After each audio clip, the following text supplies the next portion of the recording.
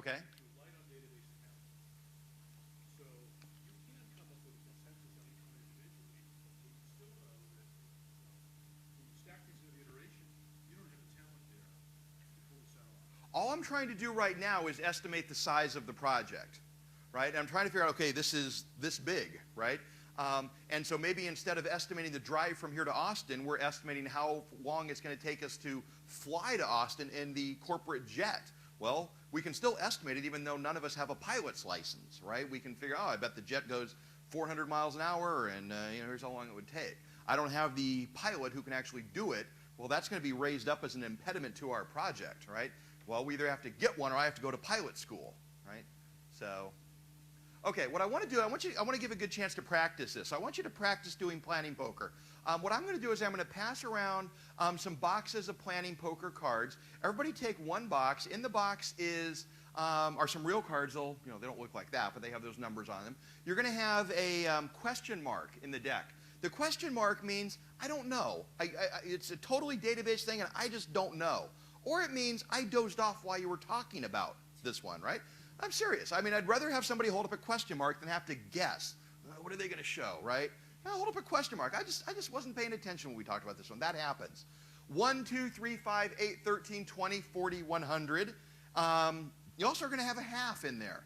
Half, I don't really want you to use a half, but it's there if you need it later. Definitely don't start with halves, right? But sometimes teams end up wanting a half, and that's when we discover the bunnies, right, in our zoo, things like that. So it's there available to be used. So I'll pass around boxes of cards. While I'm doing that, get your baseline established. Back in groups, figure out a 2 and a 5 on the product backlog. Oh, I'm going to pass out pieces of paper, too, that have the product backlog, because I didn't have anything printed. So I will pass around a piece of paper that has the product backlog, so you'll have a sheet. I'll put it up on the screen. So everybody take a box of the cards and then peel off like the first 12 or 13 cards so you have a full set. Any questions before we get started? So I'll get everything passed around while you're looking for your 2s and your 5s, okay?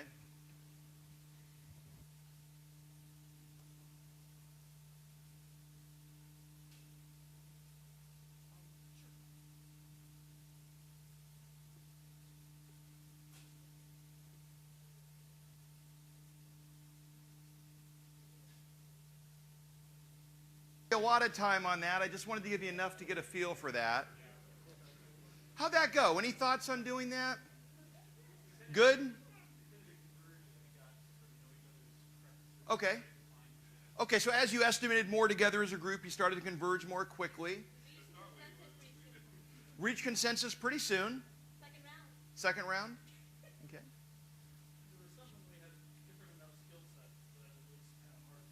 Yeah, this is every exercise has deficiencies. One of the deficiencies with this exercise is a lot of these are very individual activities, right? Remember, on a product backlog for an Agile project, the items on the list are going to typically involve 3 or 4 people, right? I'm going to have to code the user interface, the middle tier, and test it, right? Do some user experience design, things like that. So typical product backlog item we're estimating this way will have multiple people, right? Imagine you had an octopus on your team, and washing the Porsche would be pretty easy for an octopus, right? I mean, well, we got different people with all sorts of different skills.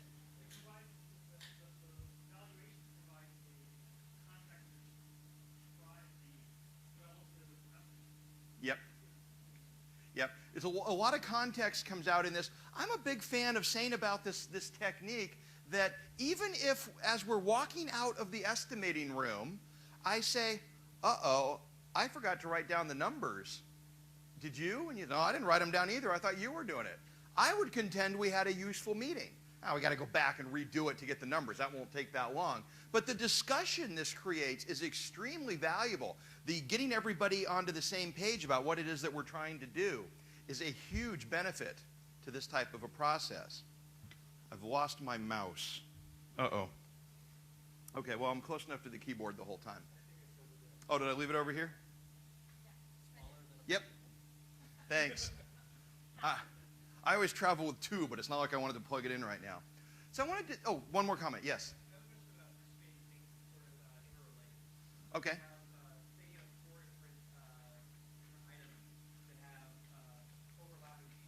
Uh-huh.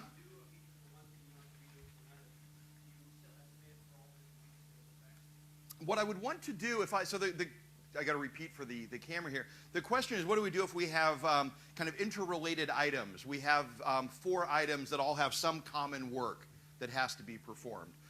What I would probably do in that, first off, what I would probably do in that situation is if it was all small work, I'd probably aggregate it together and have one medium-sized piece of work.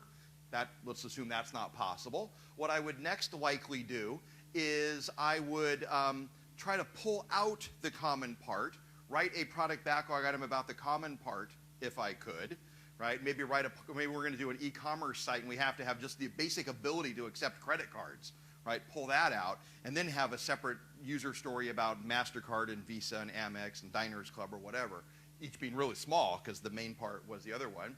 If that doesn't work, what I would do is I would put kind of conditional estimates on there. This costs 5 if you do it first, 2 if you do it second.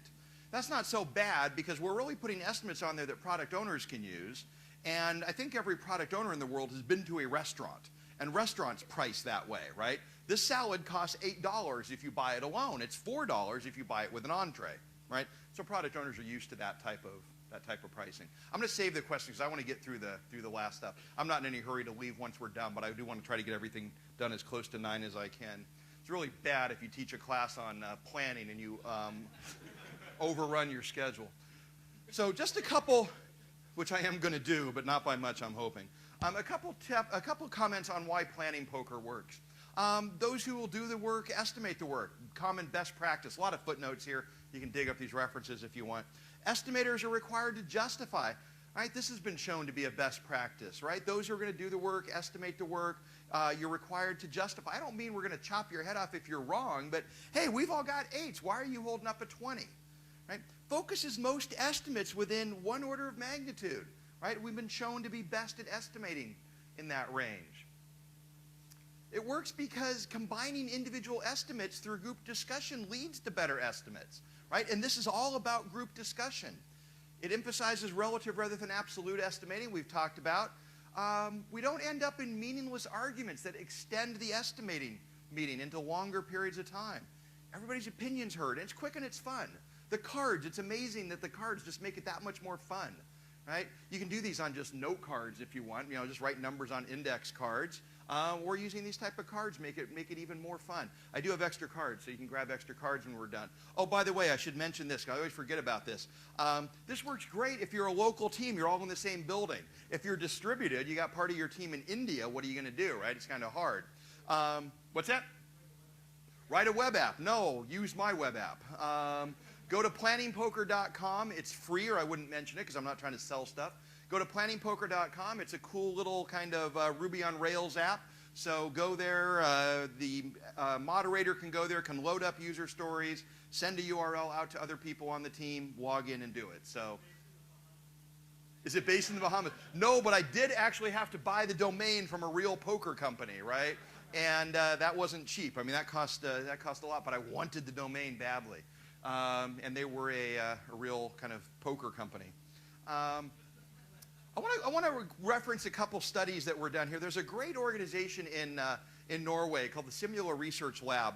They are they definitely are the best people out there studying estimation right now. And I want to reference a couple studies. They're listed down here at the bottom. This is a study they did. They've studied planning poker, by the way, and shown planning poker to be a more effective approach than other techniques. But this is a study somewhat related. This is a study on irrelevant information that I just found fascinating. So there was a group that was given a project spec. There was another group given the same project spec, except the spec was expanded to be 7 pages, right? Oh, actually, this is a different study. There is one that was given 7 pages. This is a different one. This group was given a spec that had irrelevant information. It had users' passwords. It had lists of installed applications, all sorts of meaningless information. The first group came up with an estimate of 20 hours. The second group, the group with the meaningless additional information, decided that the project would take 39 hours. Right? This is one of the reasons to have a lightweight estimation process. Right? Things like estimating based on user stories written on index cards is going to help avoid this type of a problem. This group here is the one I started to describe. They were given a 1-page spec. The second group was given a 7-page spec. The 7-page spec was exactly the same words, not a single word added, but it was double spaced, larger font, bigger margins, all of these things to make it 7 pages. First group thought it was 117 hours on average, as your group's estimating. The next group thought an average of 173 hours. More pages must be bigger, right? This group, first group was given a document with 4 requirements. The next group was given 5, the same 4 plus a 5th. Third group was given 5 requirements, the 5, but told to ignore number 5. You don't need to do it. It's in here, but you don't need to do it. First group said 4 hours. The second group said 4 hours. That's not that bad. All that means is that the 5th requirement really didn't have any work involved, right? No extra effort to make this project work on Tuesdays, right? Something like that. Group C, look what they came up with. 8 hours, right? When they were told, here's a requirement, don't worry about it though. They decided, uh-oh, they're going to ask for this later or something, right? So they made the estimate bigger. Here's an interesting one. Let me bring in the middle part here too. The first group was given a product spec and asked how long it would take to do. They came up with an estimate of 456 hours. There was another group called the high anchor group. They were told, they were given the same spec plus 2 sentences. The 2 sentences that were added were, your customer thinks this will take 500 hours, but ignore your customer, he or she has no idea what they're talking about. That group decided the estimate would now be 555. Right? This was irrelevant information. But having been told that your customer thinks 500 probably convinced them, hey, 500's okay, let's go to 555. Now look what happened with the third group. They were told the same things, but they were told your customer thinks this will take 50 hours. Right? They decided it would take 99 hours. Now, if that's not scary enough, here's the part that was really scary to me. These groups, when asked, did knowing your customer's estimate influence you? They said no. It didn't influence me at all. Now, think of the times when your boss, when somebody has come to you in all sincerity and said, hey, we need to know if we can be done with this by the end of the year. I really want to ship this by the end of the year, but don't let that influence you. And I'm not joking, I'm being sincere, right? They said, I really need to know. And you went away and you said, okay, I'm not going to let that influence me. How long will this take? And you thought about it and you came back and lo and behold, it could be done December 28th. And you went back to them and you said, I can be done by December 28th.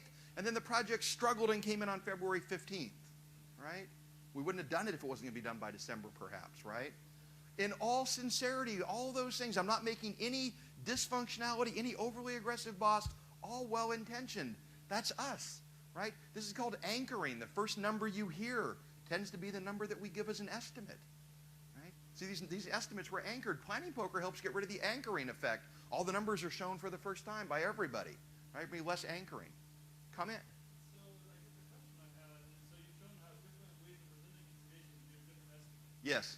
How do we know which of those estimates is more accurate? Well, So, to give some context for why this is crazy, is that in my experience, especially when it comes to something that's kind of larger tasks, I horribly underestimate things. And so I can imagine that actually given cues to think about something a little bit more, like extraneous information, I would come up with a longer estimate, but it might actually be more accurate instead of less accurate. well, that would be a fairly random effect, what you're describing there. I mean, you're describing that I was told extra things, so it boosted my estimate. That might be a good thing. Well, it's kind of random. I mean, you were told something else. What if I told you so many extra things that your number went up even more, and now all of a sudden there were so many weird things I told you, your estimate was too high, right? I want to have a good estimate for a good reason. I don't know what estimate was correct because these projects were never gone off and actually done, right? But the example here was, I mean, given just a product description, individuals came up with 456 hours. I don't remember how many they surveyed, but let's say it was 100 people. We averaged the 100 estimates, we came up with 456. When we give these people extraneous information, their number changes. Well, back up to the other one then. I mean, this one here, let's go to, this is a good example, the 7-page, 1-page thing, right? The number goes up when the number of pages goes up, right? That's not necessarily a good thing. I mean, what if I made it take 20 pages? Well, I mean, you're saying in your case the number goes up because you're a horribly notorious underestimator, right? Well, if I make it 100 pages, now your estimate is going to be way off on the high end, right? I want it to go up for the right reasons.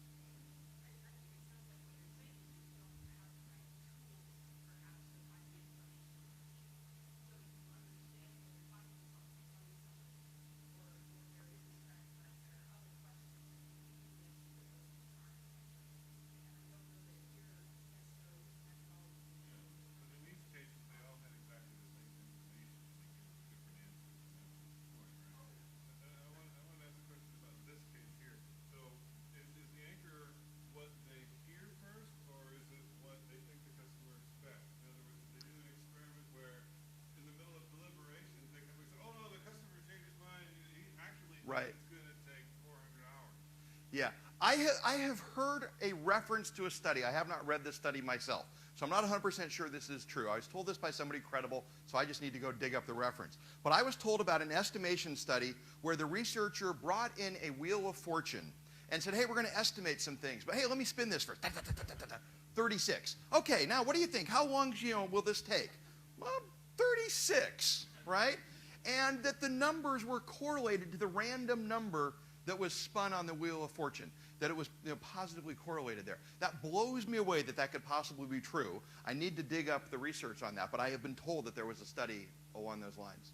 So that's the danger of anchoring, right? And it can happen for a variety of different reasons, right? I'm sure part of this was customer expectations. I know my customer thinks 500, I can get away with 550, right? So let's move it up, and that'll make us safer. So it might have been being added for safety reasons, right? Which might be well-intentioned. Let me get to the last couple of things I want to talk about because we are running out of time. I want to talk about release planning. Release planning is about answering the questions, how much can we have done by June, or when can we be done with a set of features? Release planning is relatively simple on an Agile project. The hard thing has been the estimating that we've been doing. Remember I talked about estimate size, derive duration. Estimating size is hard. Deriving the duration, not that hard. So imagine you're estimating your drive from here to Austin, Texas. We might spend 5 minutes guessing how many miles it is. We might spend another 5 minutes arguing about how fast we drive, right? Based on average amount of times we have to stop per hour, things like that. It's not going to take us very long to do the division, right? Deriving the duration is pretty simple. So if we have an estimated product backlog, the note cards here, we have a velocity measured over our last handful of iterations. Release planning just becomes a matter of slotting product backlog items into the iteration. You'll notice I've slotted 14 points worth of work there. We'll put 14 into the next iteration. Now I'm not going to do the third and fourth in the same level of detail. I'm just going to lump them together and put 26 points there. I want you to update your release plans. If you do product planning, release planning, I want you to update your release plans. And I want you to do it based on a couple of items you can draw from your velocity. This is a graph of a real team's velocity. Actually, I adjusted it by 1 or 2, so the math worked out to whole numbers. But this is essentially a real team. Their last observation was 36. That's a useful number. In Agile, this is called yesterday's weather. It's often a good predictor of what weather is going to be like tomorrow as to what it was today. Well, if the team got 36 points done last iteration, it's a good guess of what they'll get this iteration. I'm interested in their long-term average as well. I define long-term as the mean of the last 8 iterations. You might define it differently. Maybe you do month-long iterations and your teams move around a lot. Maybe you only want to look at the mean of the last 3 or 4 iterations. I don't know. I tend to look at 8. In that case, it was a 33 average. I also want to know kind of a worst-case average. So I take the mean of the worst 3. What I'm after here is essentially a confidence interval. Right? You go watch the news tonight and you'll hear something like, President Bush's approval rating is 38% with a margin of error of 5%. Right? What they're saying is Bush's approval rating is 33 to 43. I'd like to know our velocity is, in this case, 28 to 36. I'd like to know some sort of confidence interval. Now, the news goes out and surveys 10,000 people to get the president's approval rating. We don't have 10,000 iterations to go back over. So I have to do this a little bit differently. So here's how I do it. I'll look at the average of the last 8, the average of the worst 3 among the last 8. With these, I like to draw arrows into my product backlog. Imagine my product backlog stacked up in priority order. I'd like to draw 3 arrows in there based on those numbers I came up with. We came up with a slow velocity of 28, the worst 3, the average of the worst 3. Let's assume we got 5 iterations left. 5 times 28, 140 points. I'm going to count down 140 points on my product backlog, draw an arrow into there, and say, hey, worst case, we're here. 5 times 33, I'll count down 165 points. 5 times 36, I'll count down 180 points. Say, hey, we might be here. This gives me a way to look at my product backlog that is powerful and works well with my product owner. Suppose my product owner comes to me and says, that one right there, we want to advertise that during the Super Bowl, right? And this is our schedule for getting done through February or something. That one in the Super Bowl ad. I'm going to say, no, that one's not going to happen. What about one near the top? I can't point up there, I'm not tall enough. Well, that one's going to happen. Go for it, make the ad. What about one in the middle area? What do you think? Going to be in the Super Bowl ad? Let me finish this and then get that question.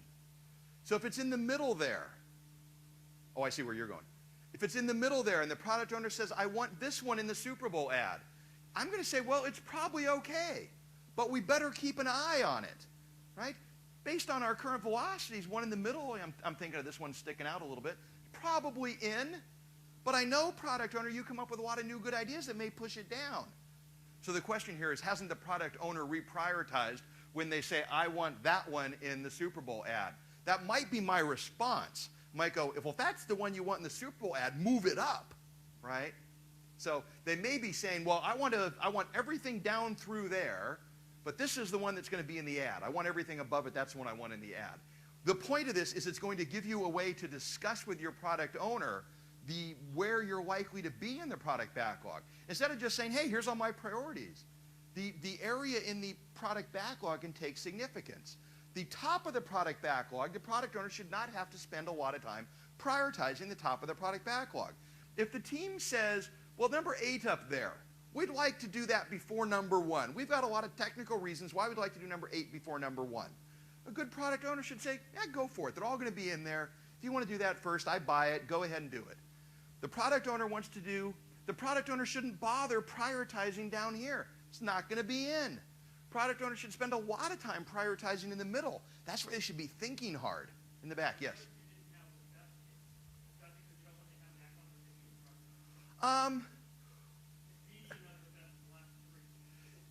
Yeah, because it's unlikely that that's going to be a long-term sustainable. I mean, it's always nice to be optimistic and see where we're likely to go, but I'd really hate to make plans based on the optimistic. Now, if I was seeing trends, I'm going to back up to this graph here. If I was seeing trends in here where we were just massively improving because we're adding team after team and getting better, I might do this a little bit differently, right?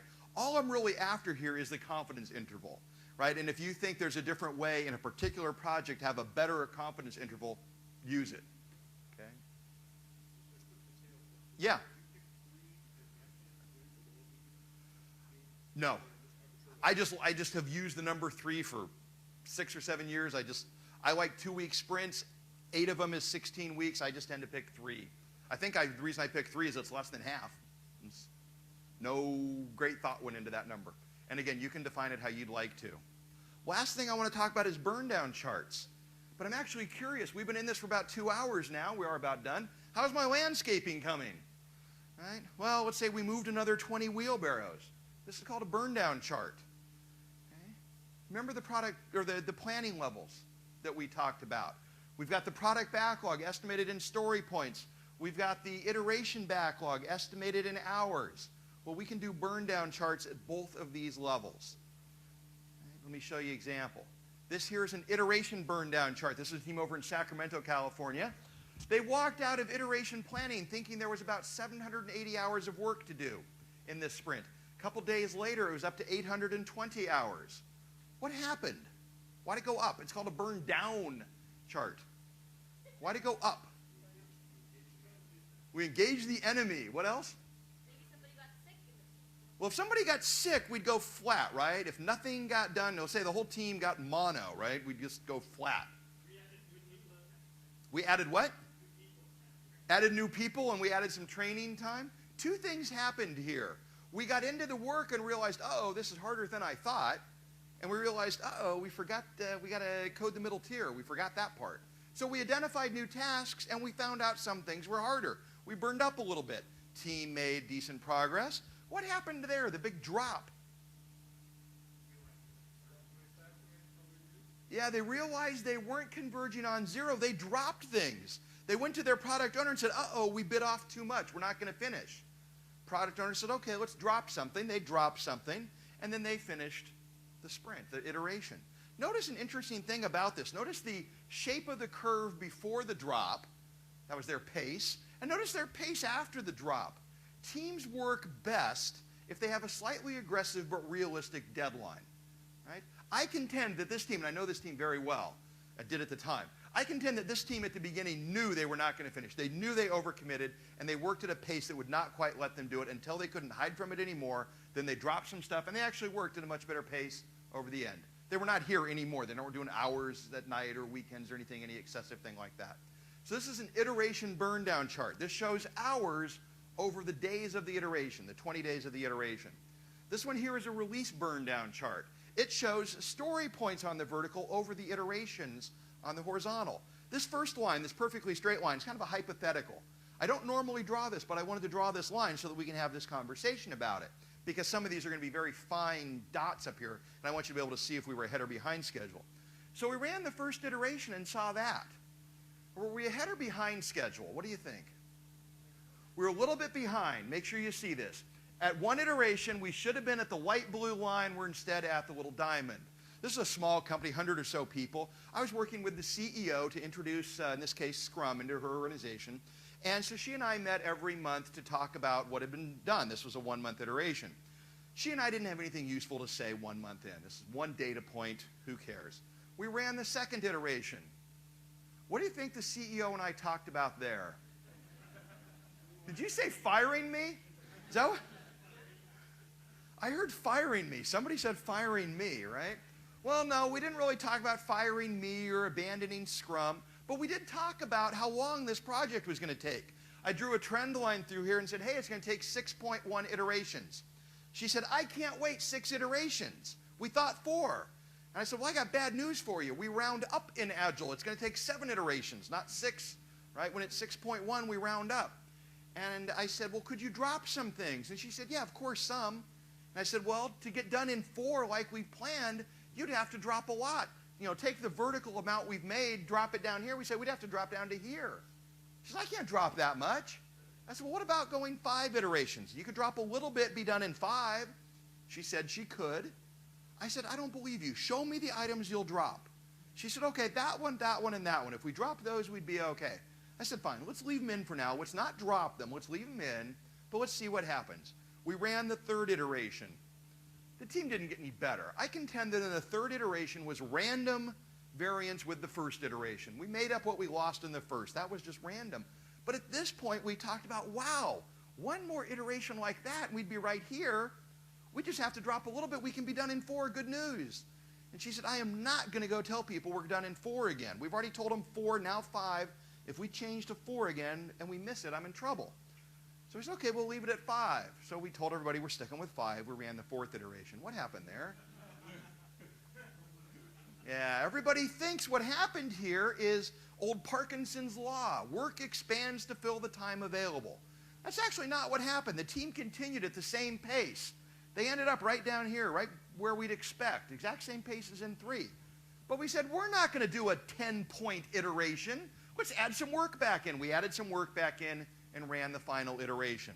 So notice that I did not dig through my vast archives of burn down charts at home and bring one in that shows here is a team. Look at their 12 iterations and look how they never varied by more than 2%. I probably could have found one like that. It would have been random good luck that they were that accurate. I found one here where the team was late. Right? They over-delivered. They delivered more than expected, but they were late. That was a bad thing. I'd use this one because burn down charts show 4 interesting things. Burn down charts show net progress. Right? They show the progress that we made net of the change of scope. Burn down charts raise questions. They don't provide answers. You see something like this and you got to go to the team and say, oh my gosh, what happened? Looks like you slowed down. Oh no, great news. We're going faster than ever. Burn down charts facilitate early discussions. CEO and I had nothing interesting to say after 1 sprint.